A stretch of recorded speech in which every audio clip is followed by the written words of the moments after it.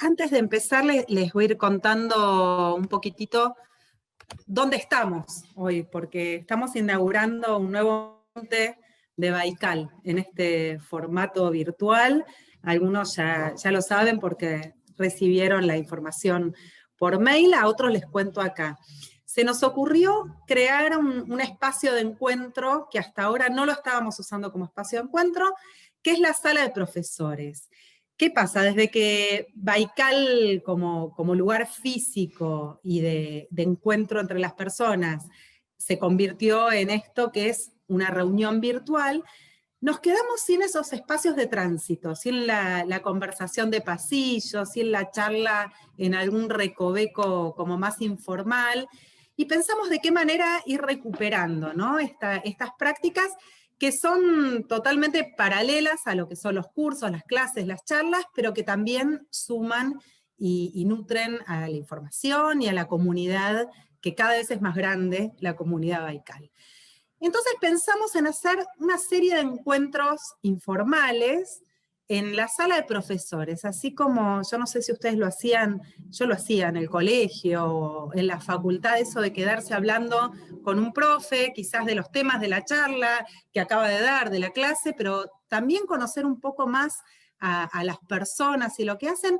Así que bueno, hoy damos por inaugurado este espacio de sala de profesores, donde vamos a estar conversando algunos días con algunas de esas personas que nos dan clases o charlas en Baikal, con ese objetivo, conocerlos mejor, ver un poco qué están mirando ellos cuando nos dan sus contenidos o cuando arman las clases, las conversaciones que nos traen, y expandir más la información que ya vamos teniendo en los encuentros formales. Y claro, el primero de estos encuentros, yo le planteé a Emi, para mí era Emi la persona, que no solo es profesor de Baikal, sino que es el impulsor de Baikal, el que armó esta criatura con 1000 brazos, que es Baikal.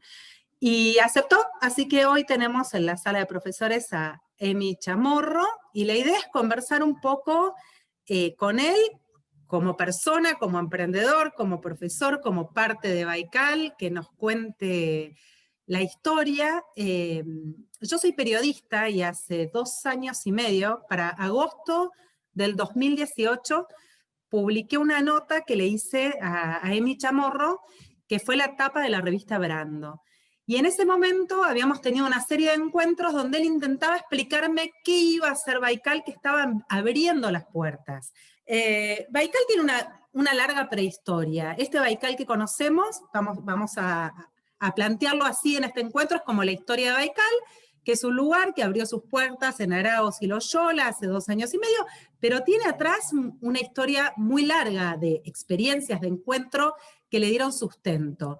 Y en ese momento, cuando iba a abrir las puertas de este lugar, era muy difícil de explicar qué era Baikal, porque no era un centro cultural, pero tampoco era una escuela, pero tampoco era un club de amigos, pero tampoco, pero también. Era como una sumatoria de todas estas cosas.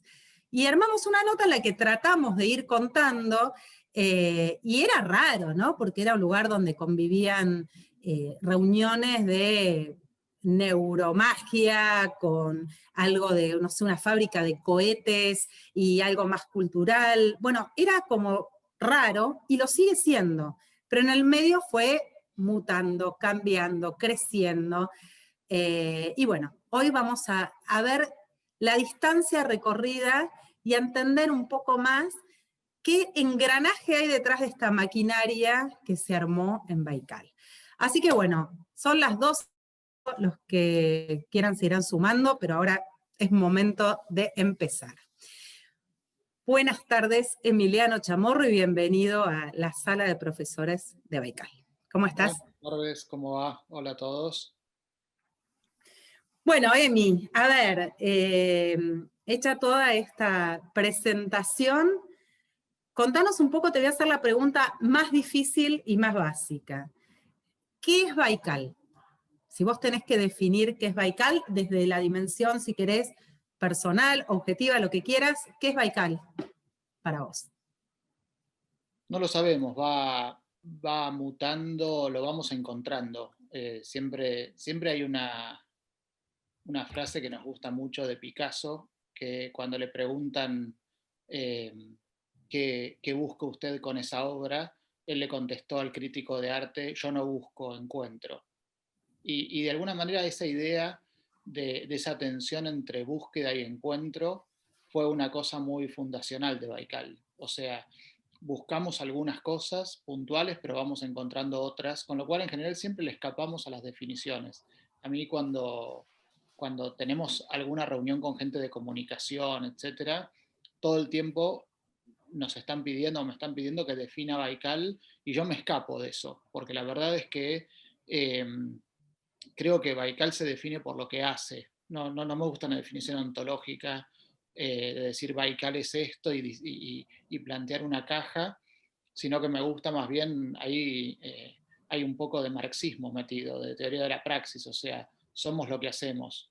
Y creo que Baikal es lo que hizo, es lo que hace e irá haciendo cada vez más cosas, y en todo caso lo que sea Baikal lo tendremos que decir dentro de muchas décadas, ojalá, mirando para atrás. A mí las definiciones así, mirando para adelante, no me gustan, me parecen un poco, eh, por un lado me parecen un poco cartón pintado, y por otro lado me parecen un poco limitantes. Sí creo que hay cosas que definen Baikal, pero no desde un punto de vista ontológico, no desde el ser, sino que la definen desde algunas características dominantes, que tienen que ver sobre todo con el interés genuino. O sea, hacemos cosas que nos interesan de verdad.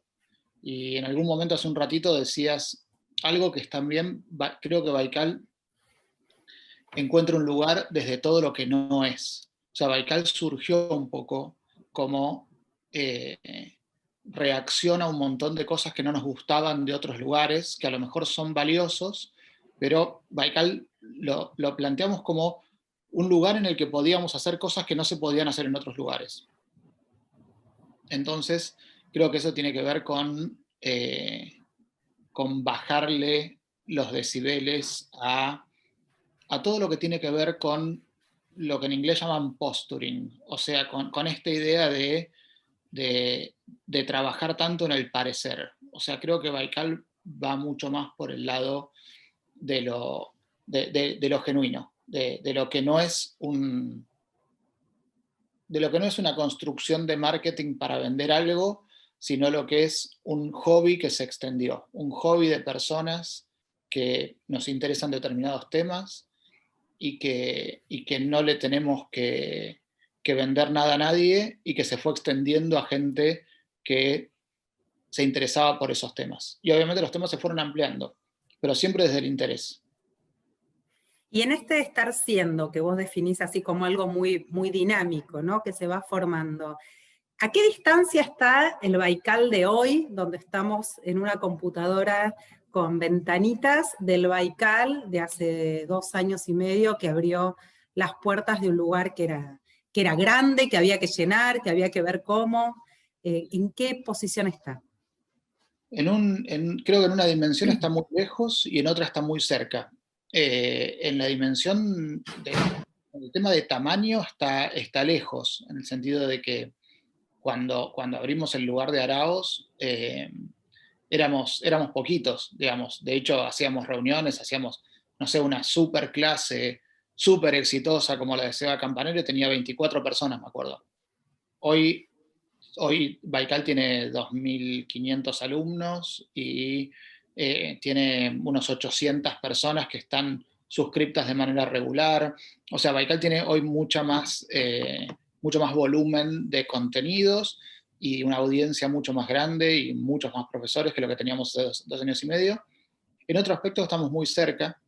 En algunas de estas recorridas medio arqueológicas por Baikal, eh, encontramos un documento que yo había distribuido hace 8 años, antes de arrancar el primer Baikal, lo que vos llamaste como la prehistoria, que era un papelito que era un documento que básicamente contaba la idea de lo que íbamos a hacer. Yo les contaba a, no sé, 15 o 20 personas la idea de lo que tenía ganas de armar. Y cuando lees ese papelito es bastante parecido a lo que hoy hay. O sea, es bastante parecido en el sentido de que muchas de las cosas que están puestas ahí reflejan lo que hoy pasa en Baikal. Cambió la escala, cambió el medio, cambió, digamos, creció, pero hay algunas cosas que se mantuvieron. Esto lo entiendo muchísimo desde la dimensión de vos como persona y tus intereses. Ahora, desde tu lado emprendedor, vos das clases de emprendedorismo, de finanzas. ¿Qué tanto hay de Baikal como negocio? ¿Es un negocio exitoso? ¿Es un modelo disruptivo? ¿Cómo lo ves si tenés que analizarlo como un emprendimiento? Sí, para mí es súper exitoso en la dimensión que yo doy en mis clases de emprendedorismo, que es la dimensión en la que satisface a quienes lo hacen. Yo no defino el éxito de un emprendimiento por la cantidad de plata que genera, pero claramente la cantidad de plata que genera puede ser un parámetro de éxito, eh, pero puede haber otros. O sea, yo lo que les digo en general a todos los emprendedores es no se queden en el medio, no se queden en algo que ni disfrutan ni crece. O sea, en general lo que uno ve es que las empresas chiquitas, lo que no son chiquitas porque los fundadores quieren que sea chiquitas, sino son chiquitas porque se atrancaron en la pequeñez y los fundadores sufren todo el tiempo y trabajan para pagar cuentas. Eso es lo que para mí no es exitoso. O sea, cuando alguien está trabajando para llegar a fin de mes de pagar los sueldos, pagar las cuentas y todo eso, y hay un padecimiento largo en ese proceso, para mí eso no es exitoso. Ahora, si una empresa es grande o chica, puede ser exitosa siendo grande o siendo chica. Con lo cual, ahí yo creo que somos bastante cuidadosos en Baikal, muchos de los que lo hacemos, con este parámetro de éxito, con no estar haciendo cosas que no nos gusten. Y Pero de en hecho, ese sentido, la escala que vos mencionabas es un parámetro de éxito de Baikal, más allá de que no sea el objetivo, que antes 25 personas en un aula eran un montón y ahora 2.500 en una comunidad, wow, ¿no? sí, yo creo que ahí, pero yo siento que Baikal era exitoso con 25 y ahora con 2.500, en el sentido de que siempre fue un proyecto que estuvo diseñado para ser exitoso, en el sentido de que estuvo diseñado para que nos dé satisfacción a quienes lo hacemos. Y ese es de alguna manera la prueba ácida cuando arrancamos algo. Entonces, no veo cómo pueda no ser exitoso, no depende del tamaño. Puede ser exitoso con 20 personas o con 20.000. Y en este camino tan exitoso, como vos definís, ¿hay algo que percibas como un error cometido o te arrepentís de algún movimiento hecho, de alguna decisión que tomaste? Sí, ahí a mí me gusta eh, con las preguntas en general de los errores. Vieron que en el ecosistema emprendedor hay como un fanatismo de los errores, hay como como una manía a favor de los errores, están de moda los errores, y todo el mundo quiere aprender del fracaso y qué sé yo. Yo no soy tan fanático de eso porque hay tantas maneras de fracasar que no hay tanto aprendizaje, creo, en los fracasos. Y además, creo que los éxitos y los fracasos están tan influidos por la suerte que se puede aprender del éxito, se puede aprender del fracaso, pero más bien se aprende de cuando uno hizo las cosas bien o hizo las cosas mal, independientemente de si fracasó o de si tuvo éxito. Entonces, no soy fanático de aprender de los fracasos, creo que uno tiene que tener una actitud de estar todo el tiempo aprendiendo de cuando uno hace las cosas bien o cuando uno hace las cosas mal. Y ahí, digamos, como nota al pie, esto lo desarrolla muy bien un tipo que se llama Peter Thiel, que es el fundador de PayPal, y es inversor en como los grandes proyectos de ahora, en todos los de Elon Musk, en Facebook, etc.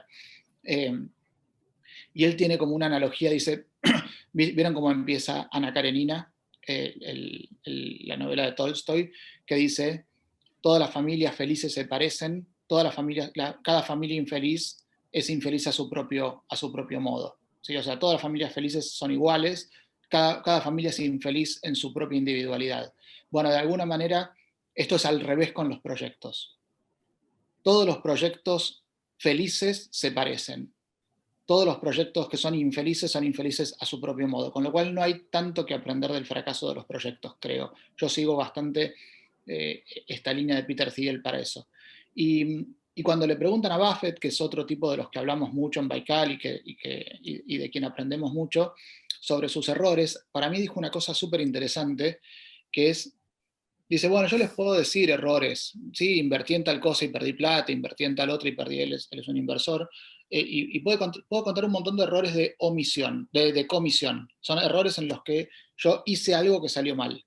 Pero los más importantes no son esos. Los más importantes son los que yo sé y ustedes no saben, que son todos los errores de omisión, en todo lo que yo tendría que haber hecho que no hice.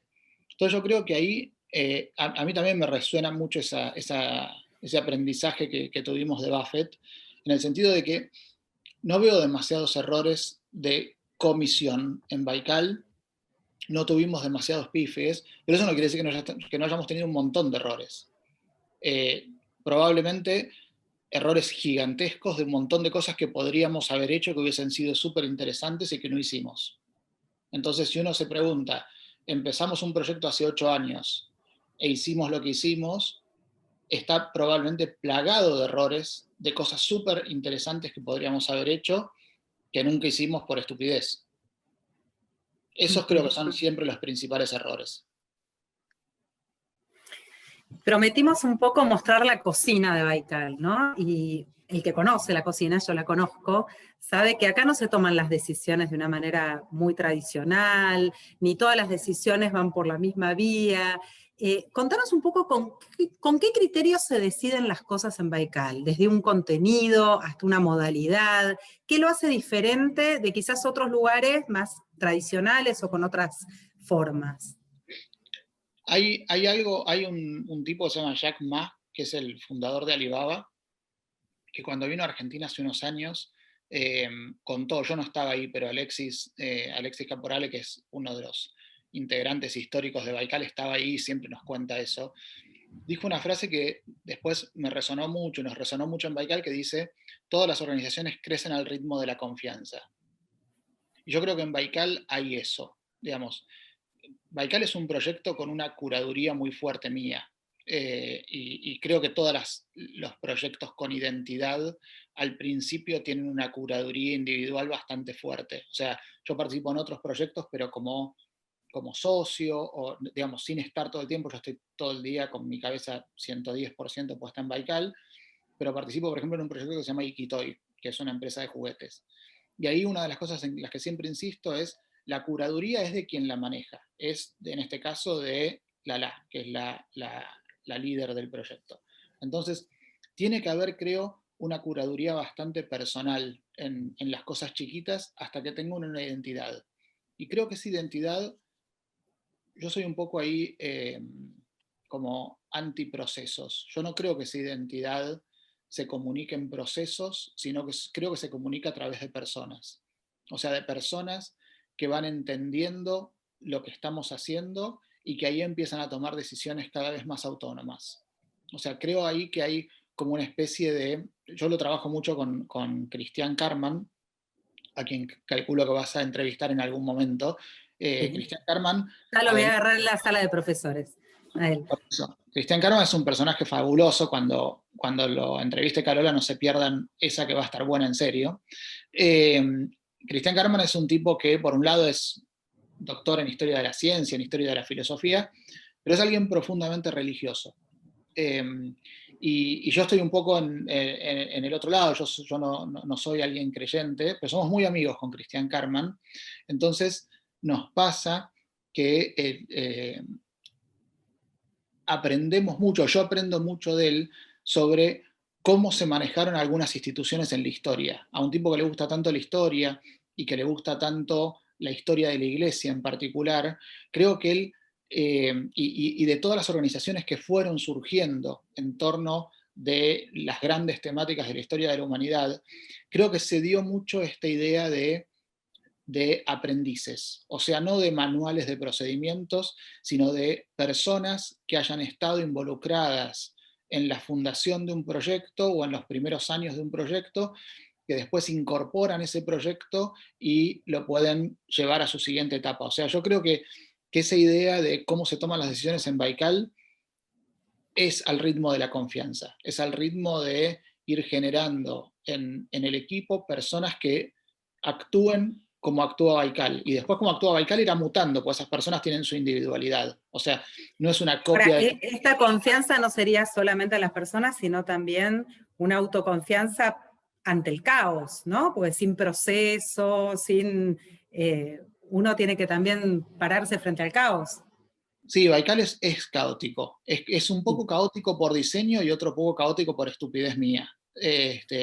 O sea, pero Baikal es un proyecto caótico y tiene sus partes buenas porque el caos permite hacer un montón de cosas buenas y tiene un montón de cosas malas, que es que lo sufrimos bastante en el día a día cuando, no sé, hay alguien que no puede entrar en Zoom. Entonces, Una aclaración para la gente.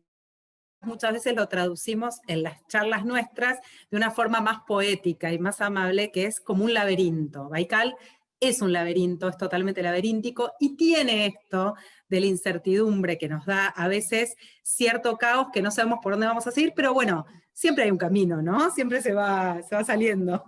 bueno, ahí estuvo buenísimo una vez hace unos años, justo cuando estábamos abriendo el edificio de Araos, eh, que yo tuve una reunión con los chicos del Gato y la Caja. Con los chicos del Gato y la Caja tenemos como una relación linda, en el sentido de que son proyectos independientes, pero que nos ayudamos mucho. O sea, ellos nos dan como muchas ideas sobre comunicación y sobre las cosas en las que ellos son buenos.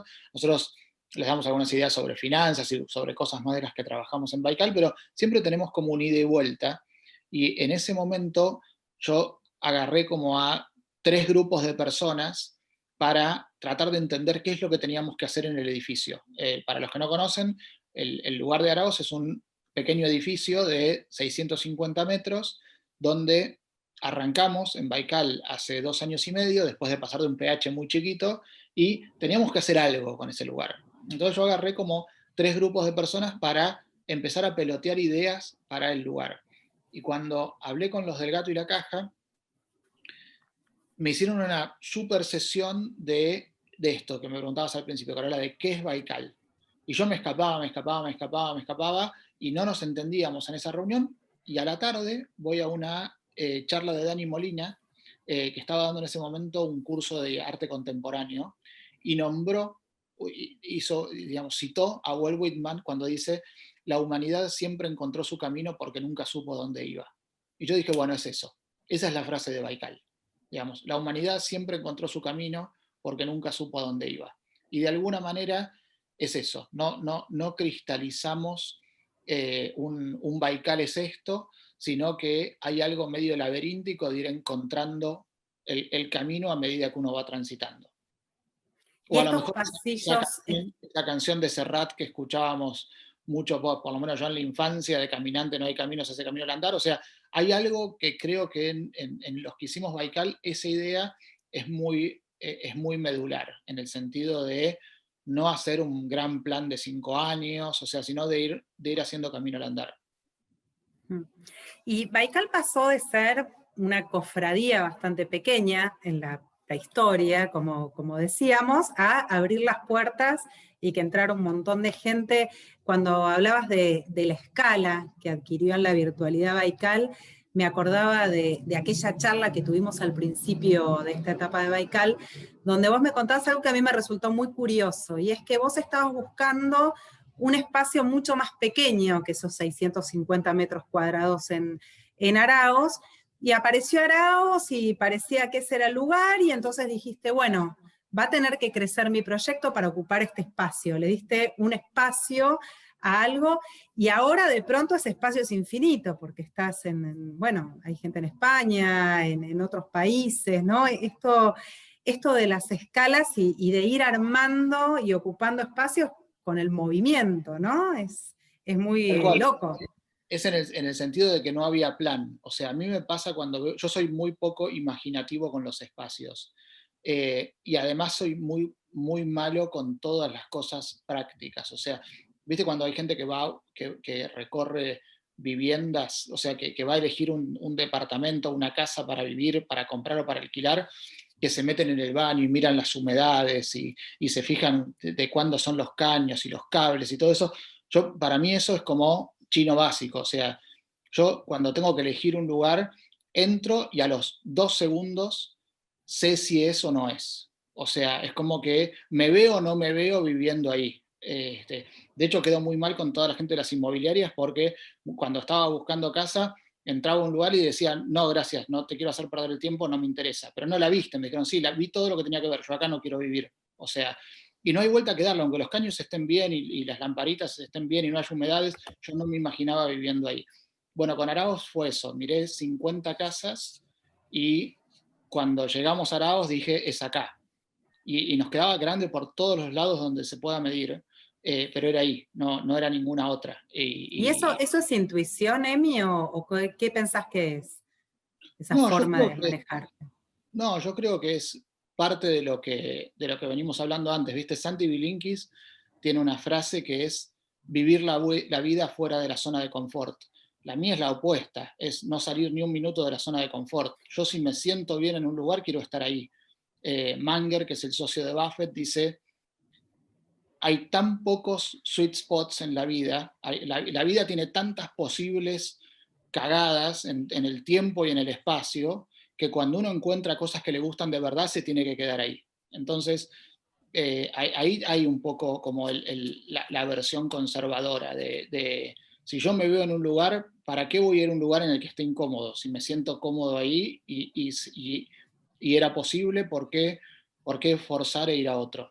Esto también se aplicaría a los criterios para elegir un contenido u otro para dar en Baikal.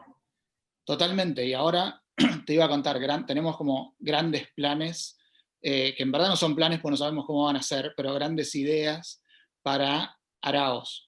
Araos, la idea es que Baikal va a seguir siendo virtual, eh, porque ahora Vos tenemos, decís cuando podamos volver. cuando podamos volver, que ya un poquito estamos pudiendo, hoy a la mañana hubo una reunión en Baikal de, no sé, 6 personas, sí, yo no fui, yo soy más hipocondríaco, así que no salgo hasta que no me obliguen. Eh, ¿Vos te pero quedaste cuántos meses sin pisar ni el palier de tu departamento? yo creo que salí por yo volví de España creo que el 1 de marzo, me encerré el 7 de marzo y creo que hasta septiembre no pisé la calle. Pero, y porque me obligaron a salir por algo, si no me hubiese quedado acá. Es que estoy bien adentro, me gusta. Taleb, que es otro de los de las personas que leemos mucho en Baikal, dice, qué mejor que no poder moverte de un lugar por 6 meses y tener toda la obra de Tolstoy en una biblioteca. O sea, qué mejor que tener el impedimento de salir por 6 meses y tener toda la obra de Tolstoy en una biblioteca. Y para mí hay un poco algo de eso, que es cuando arrancamos en marzo con todo esto, dije, bueno, digamos, yo pensé que no íbamos a poder hacer Baikal, dije, bueno, cerramos Baikal por un año y me quedo leyendo un año entero y la idea de eso era una fiesta. Y después lo que nos empezó a pasar es que la gente en vez de bajarse a Baikal se empezó a subir de todos lados. Antes éramos, no sé, 150 personas en Buenos Aires y empezaron como, pusimos un curso virtual, el mismo curso que iba a arrancar presencial tenía 20 inscriptos y cuando lo hicimos virtual tuvo 138. Y empezó toda una dinámica completamente inesperada de gente de muchos lugares donde nos decía, yo no tengo demasiado con quién hablar de estos temas alrededor mío, a lo mejor no hay... Fue la virtualidad de poder llegar más lejos y también la oportunidad de que se generó una demanda de espacios de encuentro y de consumo de este tipo de contenidos, ¿no? O sea, Sí, también se dio como en un momento que ya estaba tendido el campo de Baikal cuando surgió la demanda. Ya estaba sí, tenemos armada. como literalmente centenas de mensajes que nos dicen lo único bueno de la cuarentena fue haber encontrado Baikal, de gente que probablemente no conocía Baikal, que está o en alguna ciudad o pueblo de Argentina o de Ecuador o de México, y gente que encontró Baikal medio azarosamente o por alguna red social o lo que sea, y, y que ahí se quedó pegada, o sea, que nos dicen, no sé, yo vivo en una ciudad de, no sé, 30.000 personas y la verdad es que no hay un grupo de gente que hable de estos temas, a mí me interesan, o sea que estoy todo el día enchufado o enchufada a Baikal en un Y montón de eso, cosas. Eso que esas personas que conocieron Baikal virtual no saben que en el edificio de Arauz, que ahora Lali vamos a volver a eso porque no lo terminó de decir, además se hacían, además de los cursos, había noches de, no sé, música en la terraza, con vinos, con quesos, de encuentro, y todo eso todavía no lo conocieron y está muy bueno. Bueno, ¿qué va a haber en Baikal Arauz? Volvemos. A ver, primero, te digo hipótesis, digamos. Cursos así, un curso de inversiones no, porque la verdad es que para hacer el curso de inversiones tiene más sentido hacerlo así, o para hacer proxy, donde Canva puede entrevistar a alguien de distintos lugares del mundo, tiene más sentido hacerlo así. Yo creo que en Buenos Aires y en Madrid, que es los dos lugares como más que tenemos Baikal físico, en Buenos Aires ya, y en Madrid estábamos a punto de alquilar una casa cuando estalló la pandemia en marzo.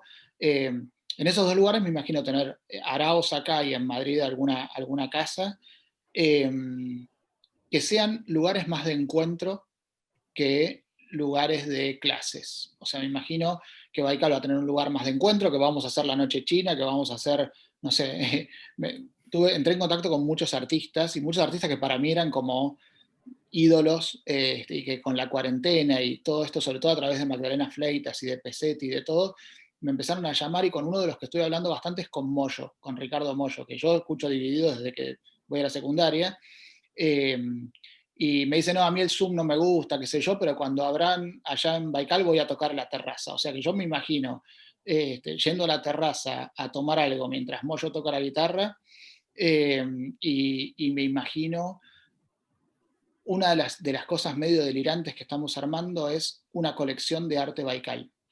Eh, yo creo que Baikal hoy se expresa muy en prosa, porque yo funciono muy en prosa. Entonces, escribo los mails y básicamente lo pienso a Baikal en prosa. Pero hay un montón de posibles expresiones de las ideas de Baikal. Entonces, eh, estamos tratando de encontrar cuál es el tono de una colección de arte de Baikal, cómo se puede hablar de los temas de los que hablamos en Baikal, pero no con palabras, sino con otros medios. ¿Sí? Eso es un poco lo que un proyecto como está. Arte te referís a cualquier tipo de arte, no arte plástico. A A cualquier tipo de música, arte. poesía, lo que sea. O sea, en este momento, mientras hablamos, hay 5 artistas haciendo arte plástico encargado por Baikal. O sea, ¿te referías a arte plástico puntualmente? La No, porque colección. me Ah. encantaría que Fer Salem haga una película de los temas de Baikal, y me encantaría que haya música, y me encantaría, o sea, me imagino a todas las dimensiones de expresión posibles, pero dentro de esas el arte plástico también. O sea, creo, me estoy imaginando como Arauz, como casi como un museo hoy, donde haya a lo mejor una sala dedicada, no sé, al eterno retorno de Nietzsche, y haya 20 obras en diferentes soportes que hablen del eterno retorno de Nietzsche, y otra sala que hable del mito de la caverna, y A ver, haya. yo voy a hacer una nota al margen para los que no conocen a Chamorro o a Baikal. Cuando él dice todo esto de verdad. O sea, no es que es un delirio así, me imagino una sala. Acá preguntaban en el chat por las noches chinas. Bueno, se han hecho cosas en Baikal que surgieron así de delirios de Emiliano diciendo quiero una noche china, quiero una noche borgiana, que eran, por ejemplo, convertir a Baikal en un laberinto borgiano, con una cena al estilo Borges, que era un catering de, bueno, si querés contalo vos, porque estaba No, buenísimo. no, contalo Que han vos. hecho. Bueno, fue una cena donde se sirvió el plato preferido de Borges, había un catering de arroz con manteca, y después que había una torta que era fractal, ¿no es Claro, cierto? Y se tomó licor de guinda, claro, ¿no es cierto? Era así. tuvimos varias cenas. Tuvimos la de Borges, creo que la del cumpleaños también de Dani Molina, Sí. eh, en otra, y siempre la idea es homenajear. Baikal surgió muy del lado del homenaje. A mí el tema de los homenajes, vean cuando puedan la charla de Fer Salem, de TED. Yo tuve la suerte de ayudarlo a prepararla, y lo conocí ahí a Fer, y Fer, una cosa que dice que es súper interesante, él lo dice más a nivel Argentina, pero a mí me gusta trasladarlo a nivel más humanidad, que es la idea de ser agradecidos con los que construyeron lo que hoy tenemos. Él lo pone del lado más de los próceres de Argentina, de la historia, etc.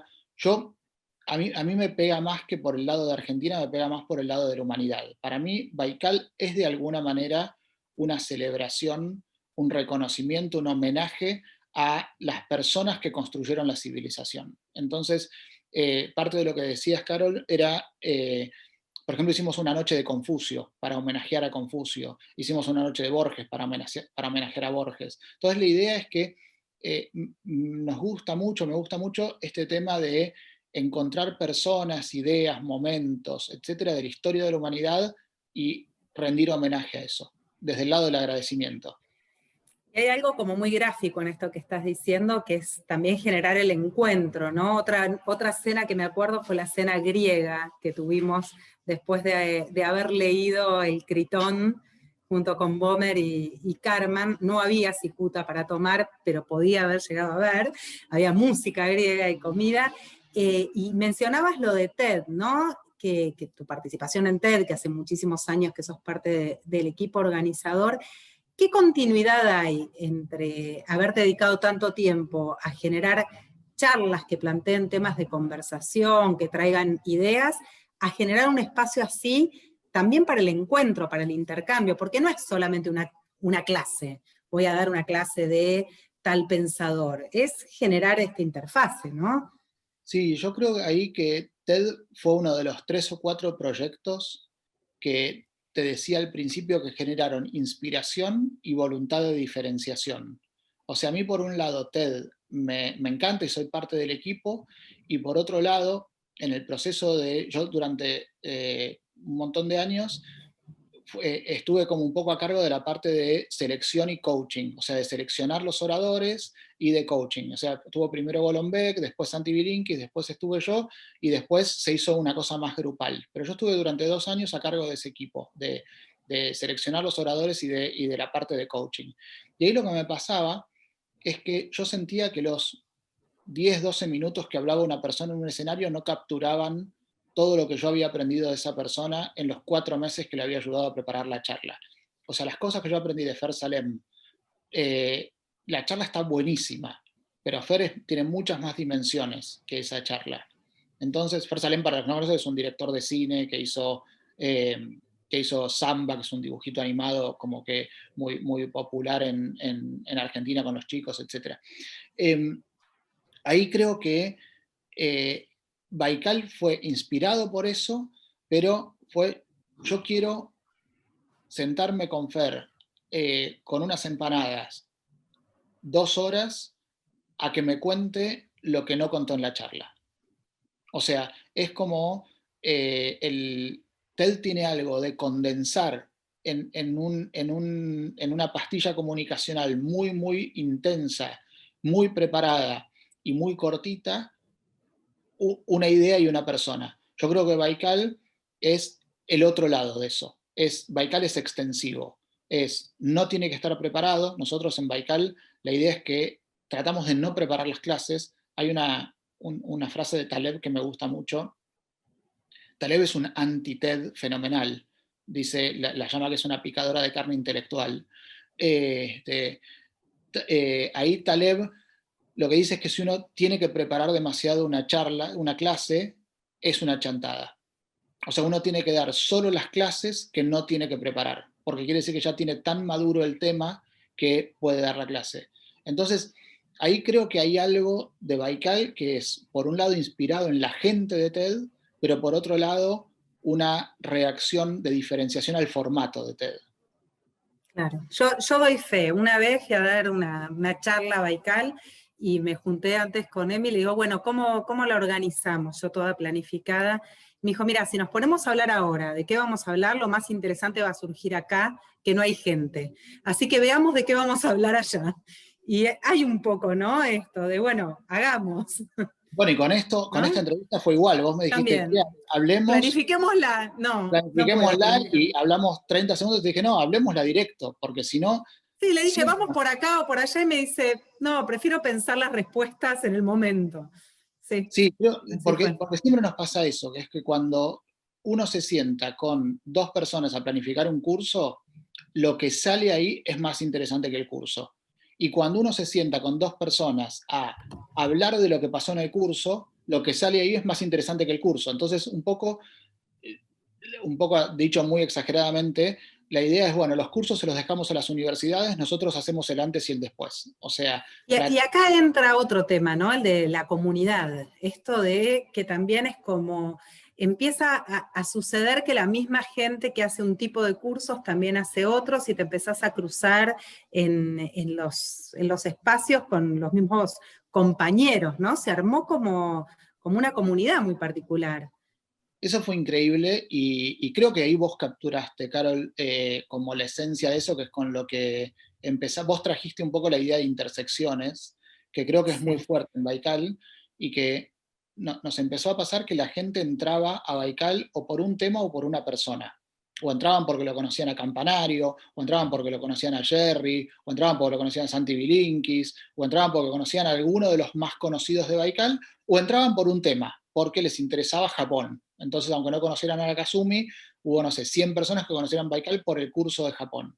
Ahora, esas personas, lo que termina pasando en general es que se contagian de otras cosas de Baikal.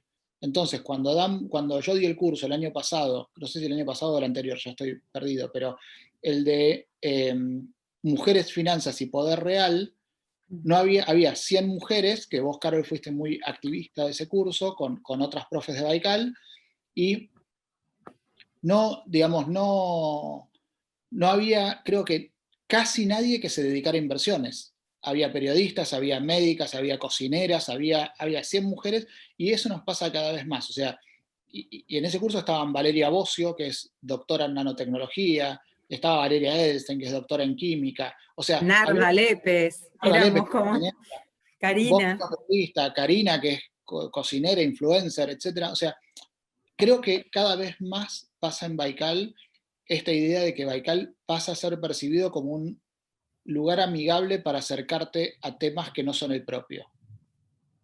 Claro. Sí, y se termina, cuando dijiste tuviste que ver, yo voy a hacer una aclaración acá porque Emi me adjudica a mí algo que yo creo que no me corresponde, pero pasó algo muy loco que es cuando se abrió el local en Arao, se abrió la comunidad Baikal y yo le hago esta nota a Emi. La publico y un tiempo después Emi me dice, mira, me pasó algo, tu nota tenía un error, vos pusiste que se podía pagar por curso o por membresía. Y nosotros nunca tuvimos membresías. Bueno, te quiero contar que no le encontrábamos la vuelta, qué sé yo, y se nos ocurrió decir, abramos las membresías a ver cómo funciona, y funcionó muy bien. Y se armó como algo de membresía. Yo te quiero aclarar, Emi, que yo cometo errores, como todo el mundo, pero eso me lo dijiste vos. A mí no se me puede ocurrir una idea de una membresía porque no tengo esa cabeza. Bueno, pero yo la leí Así porque que, bueno, no fue un error, vos me lo dijiste. Pero puede bueno, ser, de ahí... te lo dije sin haberlo decidido. No había membresías en Baikal, y en Brando sale que hay membresías.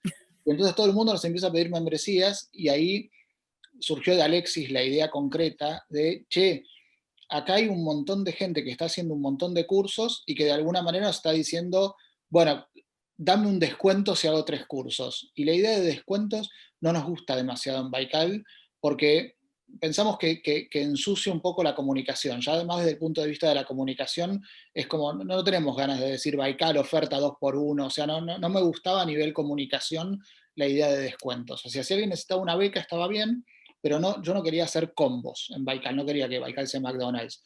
Entonces, ahí surgió la idea, un poco leyendo Brando y un poco de lo de Alexis, de decir, bueno, hagamos membresías que den acceso a un montón de cosas que serían inabarcables e impagables, pues serían, no sé, $2.000 por mes, en algo para los que quieren mucho Baikal. Y ahí surgieron como todas las membresías grandes. Y después dijimos, bueno, hay mucha gente que no sabe por dónde entrar a Baikal. Entonces dijimos, bueno, armemos degustación Baikal, que es como la membresía más puerta de entrada, que es como decir, che, bueno, quiero probar un poquito de Baikal. Sí, en One Shot. Y ya que estamos con plata, hablando de plata, ¿cómo se maneja esto de que hay algunos cursos de Baikal que son realmente carísimos, otros que son prácticamente gratis? Hay encuentros que son totalmente abiertos. ¿Cómo es esta cosa tan despareja? ¿Cómo la pensás? Yo ahí es parte, de hecho creo que voy a dar una clase de eso la semana que viene, que es de pricing, de cómo poner precios. Yo creo que la coherencia de los precios es una de las falacias que tienen los emprendedores. O sea, para mí los precios no tienen por qué ser coherentes. Es más, en Baikal somos bastante pro incoherencia. ¿Sí? Viste, en esto también muy inspirados en lo de Dani Molina, no sé si es de Whitman o de quién la frase esta de ¿me contradigo? Sí, me contradigo, contengo multitudes. O sea, no le vemos ningún problema a la contradicción en Baikal. Y es verdad, en Baikal tenés una membresía que sale 10 euros y tenés un curso que, bueno, el año pasado tenías un curso que salía 4.000 euros de 8 clases. ¿Y por qué no? La pregunta no, para mí no es por qué, sino por qué no. ¿Qué problema hay en tener un contenido que sea gratis, otro contenido que sea súper accesible y otro contenido que sea carísimo? No, no, yo no creo en eso de que las marcas se tengan que posicionar desde el precio. Yo no quiero que Baikal sea para un público de X poder adquisitivo. Quiero que sea para un público que le interesan las cosas que hacemos en Baikal. Y dentro de eso habrá público que tenga muchísima plata y que sea cero sensible al precio y que pague cosas carísimas, y habrá otro público que tenga muy poca plata y que pueda pagar muy poquito, y habrá otro público que no tenga nada de plata y que venga las cosas gratis. Y No, no desde le... la sustentabilidad del proyecto, desde la sustentabilidad financiera, ¿no? Esto es un proyecto que da dinero, que empareja, digamos, ¿cómo juega en ese sentido? Veníamos como, tuvimos, una de las cosas que yo siempre doy en los cursos de emprendedores son niveles de equilibrio. Baikal tenía un nivel, digamos, en los niveles de equilibrio de los proyectos eh, son, digamos, son positivos y en general las transiciones son negativas económicamente. Entonces, Baikal tenía un primer nivel de equilibrio donde era sustentable cuando era muy chiquitito.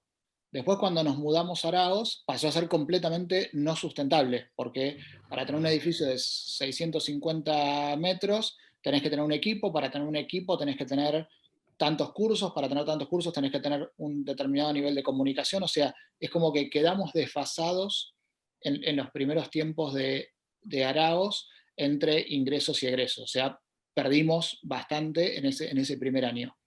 El año Invirtieron. pasado, sí, el año pasado fue un año de equilibrio, fue un año de llegar al empate.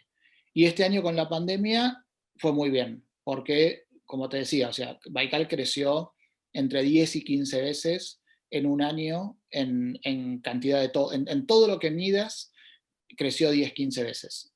Eh, ¿Y esto así cómo se traslada al pricing? A eso iba, ¿no? Teniendo algo que es fructífero, que te está dando rédito, ¿cómo lo aplicás? ¿En dónde cobrar más? ¿En dónde cobrar menos? ¿En dónde no cobrar? no se traslada de pricing. El pricing no tiene nada que ver con la rentabilidad, se traslada al arte y a los proyectos que estamos haciendo con el superávit que vamos generando. O sea, la idea con el superávit de Baikal es ir construyendo cosas que estén buenas. Estamos empezando proyectos más del lado de la ciencia y la tecnología, en particular de inteligencia artificial, que estamos empezando a financiar con el excedente que queda de las membresías, y todo este proyecto de colección de arte lo vamos a financiar también con eso. O sea, la idea es que cuanto más plata genere Baikal, más cosas interesantes vamos a poder hacer. Esa es un poco la idea. Si Baikal Y generara... estos proyectos son un fin en sí mismo, no es que se genere inteligencia artificial para después aplicar algo puntual o esta colección de arte para después, no sé, subastarla. No es eso. ¿O no sabes? No sabemos. Vamos a hacer una colección de arte. No la hacemos para algo en particular. Si me decís que es para vender, no es para vender. Si me decís que no la vamos a vender nunca, no te digo que no la vamos a vender nunca.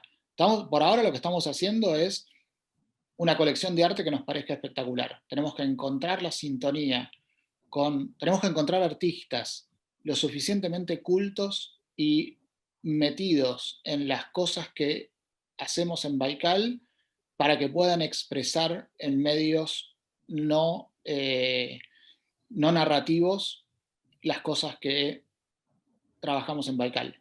Y eso implica, o sea, es difícil, porque tenés que encontrar a un artista que pueda expresar cosas interesantes de Nietzsche. Digamos, no es un artista que quiera expresar lo que soñó ayer. No nos interesa eso. No nos interesan los artistas que quieren expresar sus ideas contemporáneas. Nos interesan los artistas que quieren de alguna manera hacer este homenaje y esta celebración de las ideas de la humanidad.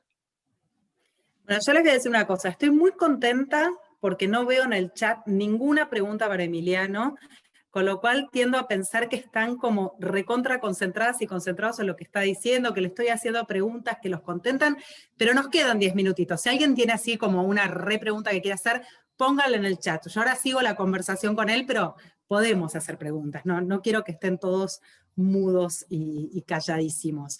Te iba a preguntar, Emi, en estos años de Baikal, ¿qué de lo que hicieron es lo más inesperado? Lo que dijiste, qué loco, mirá lo que se armó. Que no lo planeaste. Bueno, ya dijiste que no planeaste un montón de cosas, pero ¿qué de todo eso que surgió no planeado realmente te sorprendió, te voló la cabeza? Déjamela pensar un minuto, haceme otra mientras en Viste, algún si lugar. yo te la decía antes, cuando planificábamos esta charla, ya la tenías las respuestas, Emi. A veces hay Sí, que planear. te la contesto dentro de 2 años. Bueno, acá está haciendo una pregunta. Allen Falcón dice, cuando hablas en primera persona plural en cuanto a la toma de decisiones, ¿a quiénes te referís? ¿A los socios, a los miembros de la comunidad? ¿Quiénes son nosotros? Sí, el límite es Y borroso. mira, Roxana Doniquian me parece que dice lo mismo. Sí, el límite del nosotros es borroso. Yo tengo una planilla que dice nosotros, pero en la planilla nunca sé sé quiénes están, sé quiénes no están, pero hay un montón de zonas grises. Entonces, cuando digo nosotros, para mí tiene que ver con algo de permanencia. En general, en Baikal siempre fue de afuera para adentro. Cuando arrancamos, yo llamé a mis amigos y a conocidos que me parecía que podían estar interesados en lo que yo tenía ganas de hacer. De esos amigos, algunos se coparon, otros no. Los que se coparon siguieron. Después hubo gente que se fue acercando en el camino. Campa, vos, Carol, Narda, un montón de gente que fui como conociendo en el camino, que para mí hoy forma parte del nosotros. Yo en el nosotros lo que diría es como las personas que más involucradas están en Baikal. Yo cuando tengo que hacer el Baikal, te llamo a vos, la llamo a Mariana y lo llamo a Campa. Digamos, para Y mí es Baikal es el medio de comunicación. de comunicación de Baikal. O sea, yo ahí, eso es un nosotros para mí. ¿A quién, digamos, a quién le mando un WhatsApp cuando tengo que hablar para pelotear una idea? ¿Quiénes son los que generan ideas? No sé, Alexis inventó la membresía de comunidad con vos, sin que vos lo sepas, y para mí él ahora no está trabajando full time en Baikal, pues se fue a un fondo de inversión, se fue a vivir a Alemania y trabajar en un fondo de inversión allá, pero para mí es parte de nosotros, y Carmen es parte de nosotros, y Jerry es parte de nosotros, y Santi Bilinkis también, y Mariana también, y vos también, o sea, por eso, Si ¿no? usaras el lenguaje inclusivo dirías ноsotres, porque acá hay alguien preguntando si hay profesoras en Baikal también. Ahí está, bueno, está Carol, está Lili Mariana, Furman, está Meli Furman, está Cari Gao, Ana está Kazumi, Ana Kazumi, Vale Bocio, Vale sí hay. Edelstein, Mía, Lala, en Huevos de Dinosaurio está Clarita también, o sea, hay muchas profesoras y muy buenas. Bien, y te pregunta acá Tim Lázara, ¿hay otros Baikales en el mundo o tal vez se pueda hacer un intercambio de conocimiento y experiencia con esos Baikales? No sé, me imagino que está lleno de Baikales en los livings de las casas, no sé, el living de la casa de Mariano Sigman en Madrid es un Baikal, o sea, va todo el tiempo gente interesante a charlar de cosas. Si definís Baikal así, está lleno de Baikales en todas las sobremesas de gente que les interesan estas cosas en todo el mundo. Y los salones de Ana Karenina, los salones de los rusos del siglo XIX eran Baikales y todos los círculos medio intelectuales de toda la historia fueron Baikales. O sea que yo me imagino que hay miles. Eh, Ahora, con la misma cáscara, lo mismo, digamos, me parece que con la esencia que tiene Baikal hay miles. Después, con las características peculiares del proyecto, no sé, porque tampoco son tan constantes, son muy dinámicas. Claro. Acá Lito, y yo adhiero, pide que vuelvan las noches en la terraza de Baikal. Dice, me encanta Baikal, soy de los primeros en Araos, y el Zoom nos dio una gran oportunidad y flexibilidad, pero sin dudas el encuentro social me está faltando, no dudaría en hacer un encuentro en la terraza en las noches de verano. Totalmente, Lito. Y acá preguntan, bueno, ¿cuáles son los planes para el 2021? Entonces, ¿qué se viene? A ver, en Araos una de las cosas que estamos haciendo es pensándolo como lugar de arte y espacio para tres cosas: lugar de arte, lugar de encuentro para hacer estas noches más sociales y lugar de trabajo. O sea, yo tengo ganas de que haya gente todo el día trabajando en proyectos en Baikal que tengan que ver con temáticas de Baikal, o sea, proyectos muy curados, ¿sí?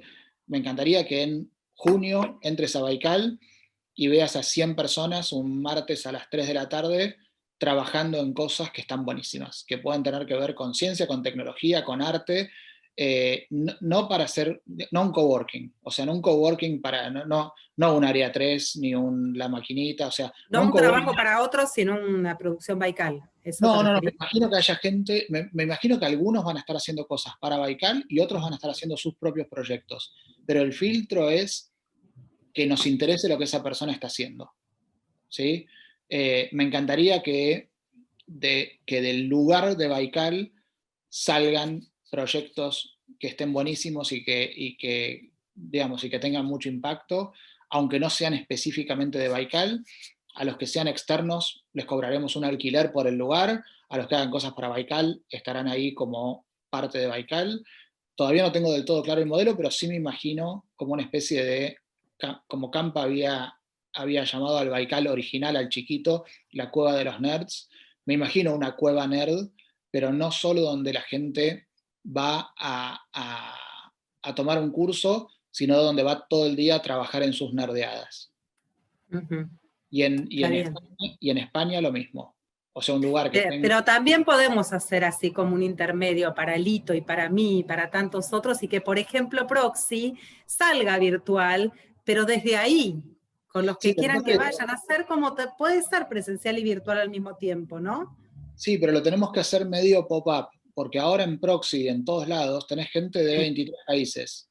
Está bien, Entonces, pero quizás está ahí Seba con la persona en una pantalla. Podemos pensar interfaces, Emi, porque el encuentro suma. Yo adhiero a lo que dice Lito. sí, Bueno, y nada, pero te tenía una, que preguntar a vos. una de Lo las de cosas que, una de las cosas que sí me dan ganas es de hacer como giras Baikal. Eso es algo que me encantaría. Decir, che, vamos a elegir, no sé, los 10 lugares que más gente de Baikal tengan y vamos a decir, bueno, hacemos una gira y estamos un grupo de profesores, los que se prendan y los que les divierta, medio viaje de egresados y decir, bueno, vamos girando por distintos lugares y hacemos tipo un intensivo de Baikal de 2 días en cada lugar. Eso me divierte. Baikal Camp, Sí, ponele, algo ¿no? así. Sí, sí, el Bueno, concepto de gira a mí me gusta. Me gusta porque creo que genera como mucho bounding entre los que la producen y que además genera algo físico con todo el mundo. Baikal, hicimos viajes Baikal. De hecho, el más interesante fue que nos fuimos 15 personas a Rusia con Andrei Vashnov, que fue espectacular. O sea, la idea ahí era estar en el Transiberiano hablando de la historia de Pedro el Grande o estar en el río de Moscú con Andrei contándonos la historia de los 7 edificios, estos de Moscú, las 7 hermanas creo que se llaman. Eh, y eso fue un viaje súper Baikal y fue súper interesante. Éramos 5 familias con Andrei y con una preparación de casi un año del viaje y después 15 días entre Moscú, San Petersburgo, Vladimir, el Transiberiano, etc. Esas cosas a mí me parece que como siempre, que hay distintas formas de aproximarse a la civilización, que puede ser escuchar un Zoom de Karman o que puede ser hacer la clase en la Acrópolis en Atenas. Eso dependerá de momentos, dependerá de posibilidades, dependerá de presupuestos, dependerá de circunstancias, pero todo eso entra en Baikal. Muy bien. Bueno, ya son las 3 de la tarde, me parece que me quedaría hablando muchas horas más, pero me parece que ya está bien para este encuentro, que podemos seguirla en otro momento. Cierro con una cosa de lo que vos dijiste, este viaje a Rusia que hicieron en lo que llamamos acá la prehistoria de Baikal, aclarémoslo, no es que era algo abierto, es cuando era todavía más pequeño este círculo. Y te voy a preguntar, ¿por qué Baikal se llama Baikal? Bueno, Baikal se llama Baikal por el lago Baikal, eh, que tiene dos cosas. Primero que, de nuevo, creo que hoy la palabra que más surgió es esta de homenaje. Eh, Andrei Ivasinov, que es ruso, él nació en Omsk, en Siberia, fue un personaje súper importante en Baikal. Ahora está un poco alejado porque está viviendo en Francia. Participa de huevos de dinosaurio los martes, pero está mucho menos intensamente. Antes prácticamente que vivía en Baikal. Eh, y fue un tipo súper importante, Andrei, en Baikal, porque fue de alguna manera el faro intelectual de los primeros años. O sea, básicamente todos que leíamos mucho en nuestra cuenta, por nuestra cuenta antes de Baikal, empezamos a leer mucho lo que Andrei decía. O sea, es como que trajo un montón de cosas que fueron como una bomba intelectual en ese momento. Fue de alguna manera como el referente intelectual de los primeros años de Baikal. Eh, y además él, digamos, tiene como una magia y una narrativa que fue muy, muy fuerte como proceso identitario en los primeros años. De hecho, tengo un amigo que un día me manda un WhatsApp y me dice, si se te va el ruso, cagaste. Me mandó creo que el segundo año de Baikal. Porque todo era como el eje intelectual de Baikal. Y en ese momento Baikal no era Baikal, era Serendipity, que Serendipia es esta idea de encuentro inesperado, un poco lo que charlábamos al principio de la entrevista. Eh, y Andrei me plantea que quiere empezar a dar cursos en Baikal y que quiere escribir libros en Baikal y que quiere publicar, perdón, en Serendipity. Y yo le dije, no, ni loco, se nos va a llenar de gente y estamos cómodos siendo 20 o 30, no queremos que se nos llene de gente. Y si vos empezás a publicar, se nos va a llenar de gente. Y si empezás a dar cursos, se nos va a llenar de gente. Y en ese momento la idea era que era un PH donde nos juntábamos 20 amigos a charlar de lo que se nos cantaba, no queríamos 1000 personas. Entonces me dice, sí, pero a mí me están ofreciendo de universidades, él es exalumno de Harvard y qué sé yo. Entonces dice, me están ofreciendo universidades y las universidades son una mierda, yo quiero dar clases en Serendipity, no quiero dar en una universidad. Le digo, bueno, no, entonces armemos otro nombre que sea para la parte pública de Serendipity. Bueno, y empezamos a tirar en ese almuerzo nombres posibles, y ahí surgió la idea de Baikal, pues estábamos viendo Mandelbrot, Benoit Mandelbrot, el matemático que tiene esta idea de los fractales, y Baikal es un lago fractal, o sea, es un lago que tiene adentro una isla que tiene un lago. Entonces nos gustó esta idea de homenaje a Mandelbrot con el nombre Baikal, y además es en Siberia, y además contiene el 20% de la reserva de agua dulce del mundo, o sea que Baikal tiene algo también de profundidad y de reserva, y nos cerró por todos lados, homenaje a Andrei, Mandelbrot y profundidad y reserva de agua potable, así que quedó Baikal. Voy a terminar igual que la nota que te hice hace 2 años y medio, la reserva de agua potable del mundo. ¿Cuál es la sed? A ver si contestás lo mismo. Lo mismo que te contesté, la curiosidad genuina, el interés genuino.